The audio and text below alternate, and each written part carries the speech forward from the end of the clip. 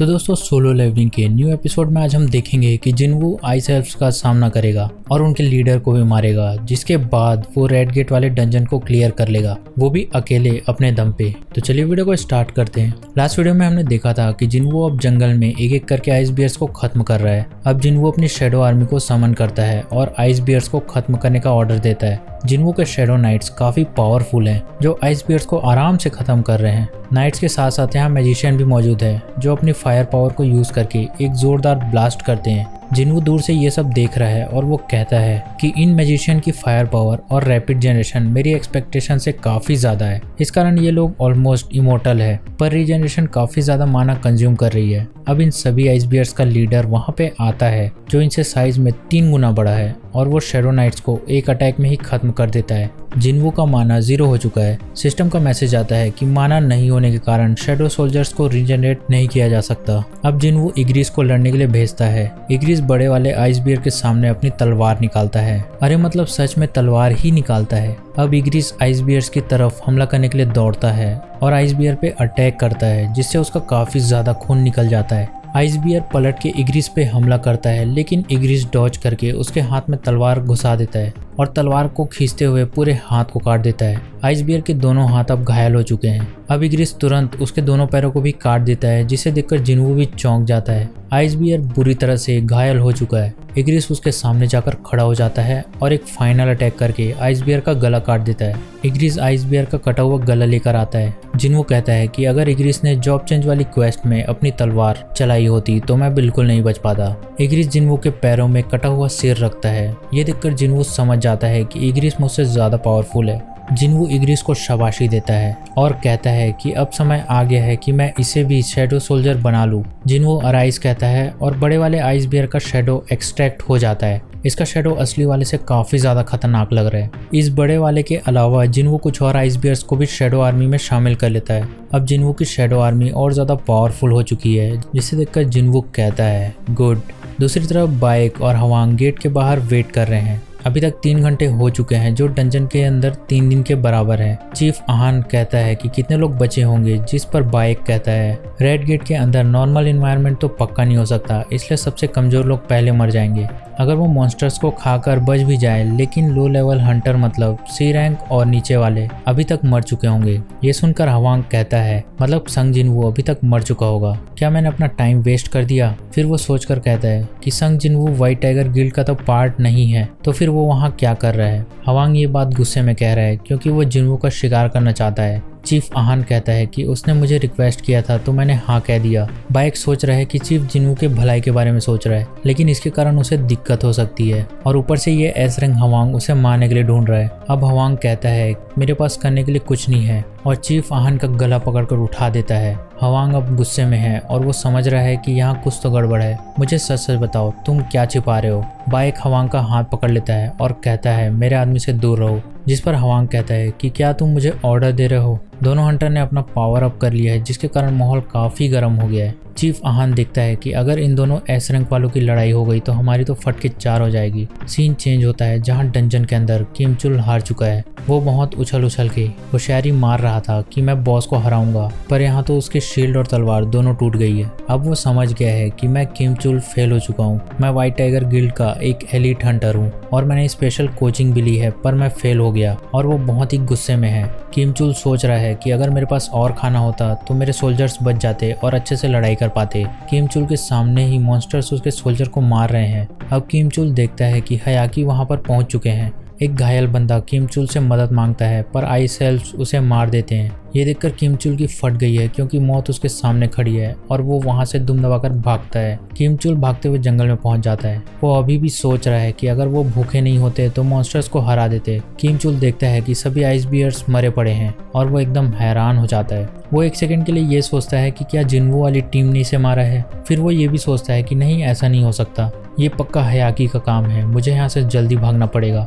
और वो जंगल की तरफ दौड़ता है। दूसरी तरफ हवांग और बाइक की फाइट स्टार्ट होने वाली है कि अचानक से वो जिनचुल बीच में आ जाता है और दोनों का हाथ पकड़कर उन्हें रोक देता है और कहता है कि अगर तुम दोनों नहीं रुकते तो आज पक्का मेरा हाथ टूट जाता। जिनचुल ये भी बताता है कि मैंने खुद जिनवू को 2 महीने पहले हाई ग्रेड पावर डिटेक्शन से चेक किया था, लेकिन वो अभी भी ई रैंक में ही है। बहुत बुरा हुआ कि तुम्हारा भाई डोंगसुक मारा गया, पर जिनवू उतना भी ताकतवर नहीं है कि अकेले पूरे अटैक फोर्स को खत्म कर दे। हवांग कहता है, मुझे पता है अगर किसी ने उसे फंसाया है तो वो यूजिन आर्किटेक्चर वाला लड़का है।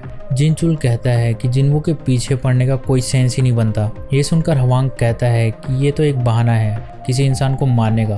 अब हवांग कहता है कि मेरी एक्साइटमेंट पूरी तरह से खत्म हो चुकी है, अब मुझे आराम करना है। और वो चीफ आहान को धमकी देते हुए कहता है कि क्या ये पहली बार है जब तुम एक एस रैंक हंटर की लड़ाई देख रहे हो। चीफ आहान कहता है कि मुझे संग जिनवू की एबिलिटी के बारे में अच्छे से पता है, अगर वो ताकतवर है तो वो जिंदा वापस आएगा। दूसरी तरफ जिनवू की टीम मस्त मजे से बियर के मीट को एंजॉय कर रही है।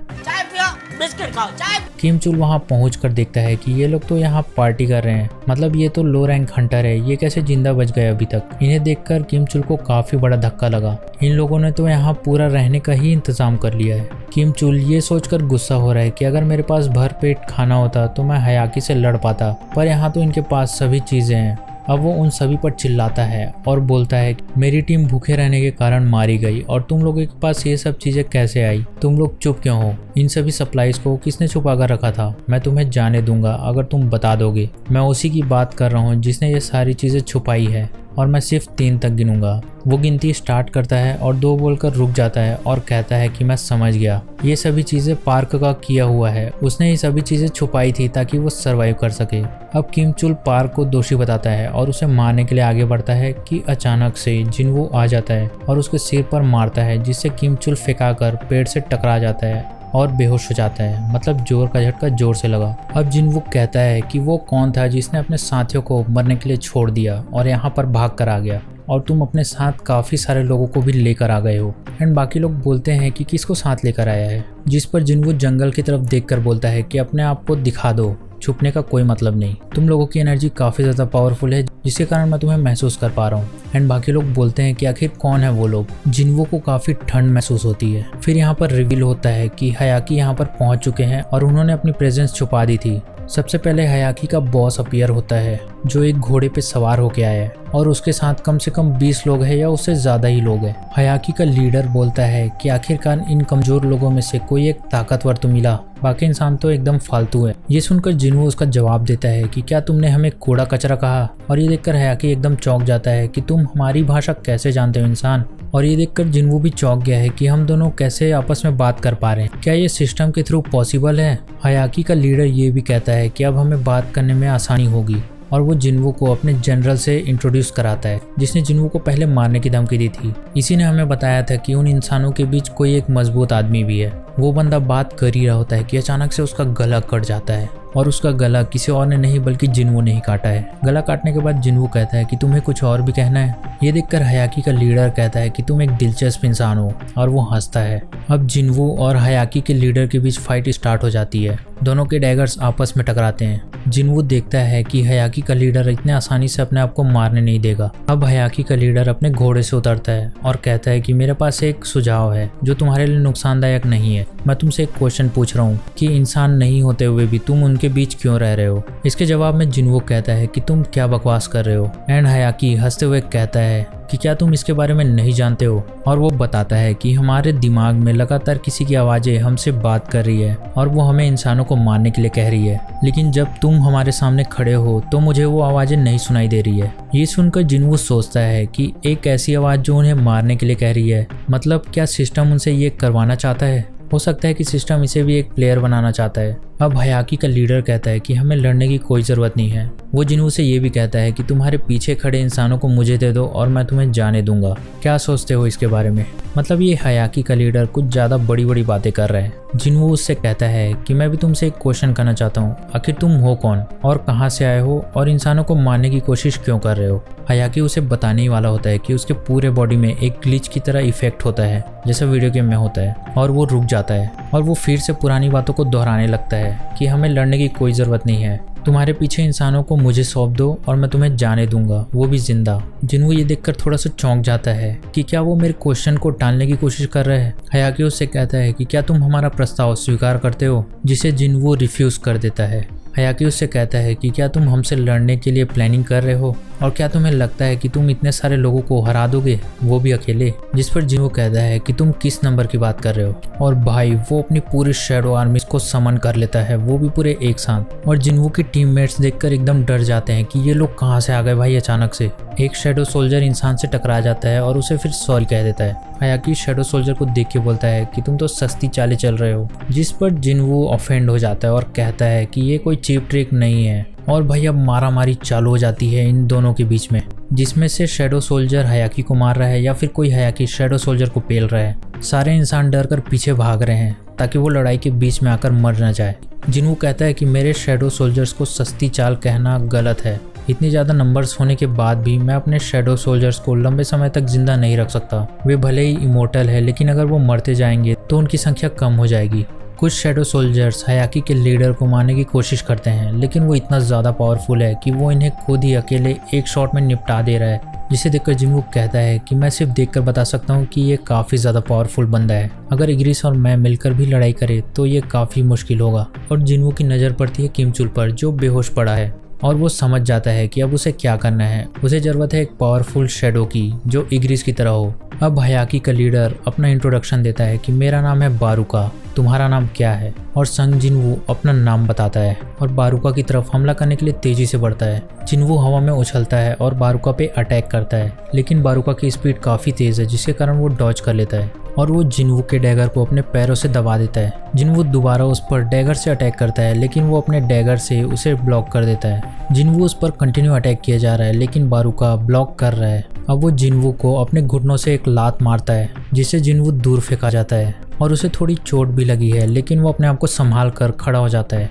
बारुका कहता है कि बहुत समय बाद मुझे इतनी ज़्यादा एक्साइटमेंट फील हो रही है। अचानक से मैजिशियन बारुका पे फायर पावर से अटैक कर देते हैं, जिसे देखकर जिन्वू कहता है थैंक्स टू माय मैजिशियन, जिसके कारण मुझे थोड़ा टाइम मिल गया। अब यहाँ पर किमचुल उठ जाता है और वो समझ जाता है कि मुझे जिसने मारा था वो था जिन्वू, और वो अपनी तलवार उठाता है और गुस्से में जिन्वू को मारने के लिए जाता है। जिन्वू कहता है कि मुझे नहीं लगता कि तुम मुझसे मरने वाले हो, तो इसलिए टाइम वेस्ट करना बंद करो और बाहर आ जाओ। और लिटरली बारुका को कुछ नहीं हुआ है। वो स्पीड से जिन्वू की तरफ बढ़ता है उसे मारने के लिए और कहता है कि बस इतनी ही लिमिट है तुम्हारे सोल्जर्स की। दूसरी तरफ किमचुल भी जिन्वू को मारने के लिए दौड़ता है, लेकिन जिन्वू को पहले से इस बात का अंदाजा था। बारुका कहता है कि मुझे लगता है कि सिर्फ मैं ही तुम्हें मारने के लिए नहीं आ रहा हूँ। एंड जिन्वू हंसते हुए कहता है कि जैसा मैंने सोचा था, और वो तुरंत इग्रिस को बुलाता है और इग्रिस वहाँ पर तुरंत आकर किमचुल के पेट में तलवार घुसा देता है, जिससे किमचुल मर जाता है। और मरने से पहले वो जिन्वू को गाली देता है। वो जिन्वू से ये भी कहता है कि तुमने शुरू से ये सब प्लान करके रखा था। बारुका दूर से ये सब देख रहा था और बोलता है कि काफ़ी दिलचस्प लड़ाई है, और वो जिन्वू की तरफ हमला करने के लिए आगे बढ़ ही रहा है। अब जिन्वू अराइज कहता है और वहाँ पर तुरंत किमचुल का शैडो एक्सट्रैक्ट हो जाता है और जिन्वू को बचाने के लिए सामने आ जाता है। जिन्वू किमचुल के शैडो को देख के बोलता है ये नॉर्मल वाले से ज़्यादा बड़ा लग रहा है। सिस्टम का मैसेज पॉप होता है कि शैडो सोल्जर्स के लिए नाम चूज करे, और जिन्वू उसका नाम आयरन रखता है। अब बारुका गुस्से में बोलता है कि मुझे डिस्ट्रैक्ट करना बंद करो। तुम्हें क्या लगता है कि एक अकेला सोल्जर मेरे लिए काफ़ी होगा? जिस पर जिन्वू नहीं कहता है। अब आयरन अपनी स्किल यूज़ करता है जिसका नाम टॉन्टिंग क्रा है, और उसके आसपास एक पावरफुल रेड कलर की वेव जनरेट होती है, लेकिन बारुका का लेवल हाई होने के कारण उस पर कोई फर्क नहीं पड़ता। और वो कहता है कि एक और पावरफुल शैडो आ गया है, कोई बात नहीं, मैं तुम्हें पहले निपटाऊंगा। और वो आयरन पे हमला करता है, लेकिन आयरन ब्लॉक कर देता है। बारुका हंसते हुए कहता है कि इतने स्लो सोल्जर का मेरे सामने कोई मुकाबला नहीं। ये सुनकर जिन्वू हंसता है और बोलता है कि कैसा रहेगा अगर हम तीनों एक साथ तुमसे लड़े। ये सारी लड़ाइयाँ जिन्वू की टीम देख रही थी और वो बोलती है कि क्या सभी पावरफुल हंटर्स ऐसे ही लड़ते हैं क्या? जिस पर पार्क कहती है कि मैंने सिर्फ सुना था, लेकिन मैंने कभी देखा नहीं था। अब आयरन और इग्रिस कंटिन्यू बारुका पे हमला किए जा रहे हैं, लेकिन उसकी स्पीड तेज होने के कारण वो डॉज कर पा रहा है। जिन्वू पीछे से आकर उस पर रसाका डैंग यूज करता है और पैरालिसिस और ब्लीड एबिलिटी एक्टिवेट करता है। जिन्वू कहता है कि तुम इस स्ट्राइक के बाद बच नहीं पाओगे, और वो हमला करके पीछे हट जाता है। बारुका की स्ट्रेंथ हाई होने के कारण ब्लीड और पैरालिसिस एबिलिटी नलीफाई हो जाती है। बारुका ये भी कहता है कि तुम ट्रैश लोग काफ़ी ज़्यादा परसिस्टेंट हो, जिसके जवाब में जिन्वू कहता है कैसा रहेगा तुम अपनी हालत खुद देख लो। और बारुका अपने चारों तरफ देखता है कि उसके सारे सोल्जर्स मर चुके हैं, और जिन्वू कहता है कि तुम्हारे सोल्जर्स बस इतना ही कर सकते हैं क्या? अब बारूका बहुत ही गुस्सा हो चुका है और जिनवू की तरफ तेजी से अटैक करने के लिए बढ़ता है। जिनवू बारूका की तरफ अपना डैगर फेंकता है जिसे वो डॉज कर लेता है और कहता है कि इसे फेंकने से तो कुछ नहीं होगा, पर जिनवू अपनी डोमिनेटर्स टच वाली स्किल यूज करके अपने डैगर की स्पीड को और बढ़ा देता है, जिससे बारूका का डैगर टूट जाता है और पीछे से आयरन आकर उसे पकड़ लेता है और सारे मैजिशियन मिलकर एक जोरदार ब्लास्ट करते हैं जिससे बारूका के कपड़े फट जाते हैं और उसकी हालत खराब हो जाती है। अब बारूका पावर अप करता है और गुस्से में बोलता है कि मैं तुम सभी को मार डालूंगा, पर इतने में जिनवू स्टील्थ यूज करके उसके पेट में चाकू घोंप देता है और पीछे से आयरन आकर उस पर जोरदार अटैक करता है जिससे बारूका मारा जाता है और ये फाइट यहीं पर खत्म होती है। सिस्टम का मैसेज आता है कि डंजन का बॉस मर चुका है और जिनवू का 2 लेवल अप हो जाता है। जिनवू कहता है कि फाइनली ये पूरा हो गया, लेकिन आयरन रुकने का नाम नहीं ले रहा है और वो हायाकी पे कंटिन्यू वेपन पटके जा रहा है। जिनवू उसे रुकने के लिए कहता है। आयरन बाकी शैडो नाइट्स की तरफ देखता है और वो लोग खुशी से उछल पड़ते हैं कि लड़ाई हम जीत गए।